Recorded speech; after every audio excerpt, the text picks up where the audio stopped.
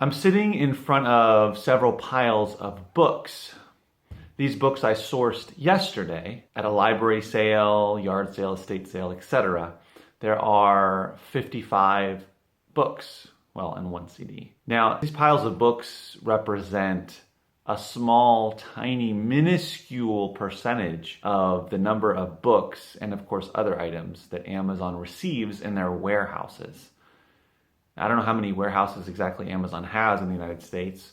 Suffice it to say that Amazon has quite a few warehouses. Amazon started building out these warehouses over the last few years due to the success of their Prime membership and FBA program. Over the past few years, as you clearly know, or probably know, Amazon has been pushing Prime memberships big time. You see ads all over the place, and it's clearly one of their biggest focuses is to get more and more Prime members. And because of that, the FBA program has grown exponentially and has grown very quickly in the last 1 or 2 years. I'm one of the examples of that in 2014 I wasn't doing it and then started doing it. And 2015 really ramped it up. And now I have over 2,300 items sitting in Amazon warehouses.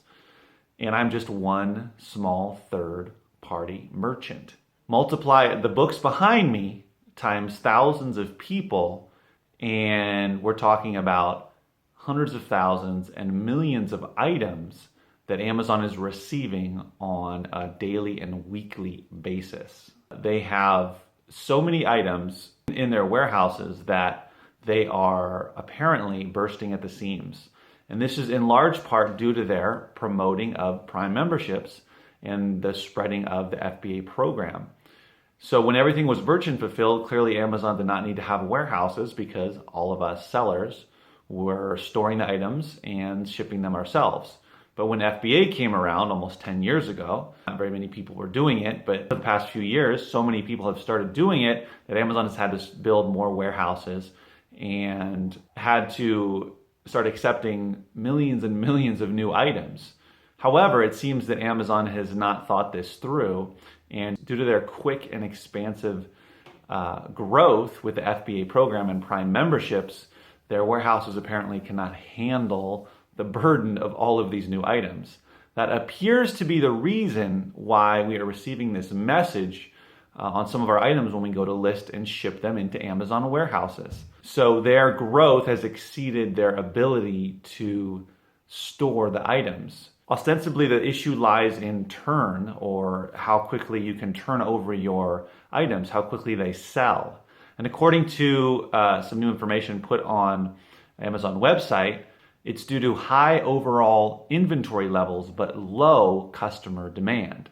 BS! This might be the justification behind Amazon all of a sudden not accepting all of the items we want to send in, but it does not bear out in the examples of the items that I have had rejected and items that other people have had rejected that I've seen here on YouTube and on Facebook groups. Apparently, either Amazon is doing this very randomly or they are testing out a new algorithm and working out the kinks. And currently there are major kinks because no one of all the FBA minds have been able to figure out why certain items are triggering this message. And also the temporary solution to this for sellers appears to be just relisting the product in another shipment and Amazon accepting it.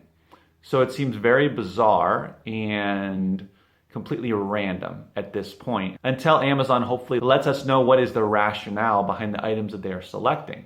Instead of letting us know what they had in mind, they just released this new component of the algorithm and it is affecting everybody. Booksellers like myself and others know that books generally don't sell that quickly.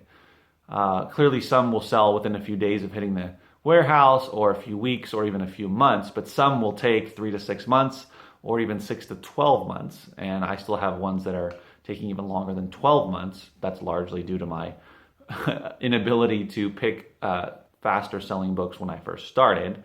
But nonetheless, books in general take longer to sell than other items. However, Amazon is not just rejecting books, they're also rejecting CDs, VHS tapes, and many other items that people are trying to send in. The idea of high inventory levels but slow-moving products does not seem to bear out in the examples. It appears that us third-party sellers are feeling the brunt of Amazon's currently desperate actions to alleviate their overcrowded warehouses. According to a blog post that someone left as a comment in one of my videos, third-party merchants comprised 40% of Amazon sales in 2015.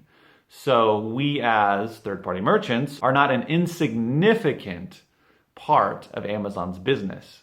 Without us, they would be making much less money. I suggest that all of us give Amazon a call or send them an email or open up a case and just hound them with this. Now that may not matter. They might not let us know what's going on for a while, or they might just tweak the algorithm and it'll work itself out, but we definitely should contact them and let them know that we are not happy with this, especially people that are buying items for a lot more money. If you're spending $10, $20, $30 on an item that you're trying to sell for $40, $50, $60 or more, you're tying up a lot more money if you can't send it into Amazon. And if merchant fulfilled doesn't make sense, then you're just stuck with the product. The fact that Amazon is not letting us know in their seller app or in the third-party apps which items that they will not currently accept, costing a lot of money and time to thousands of third-party merchants. But regardless, I still was able to send out 108 items yesterday to Amazon, and only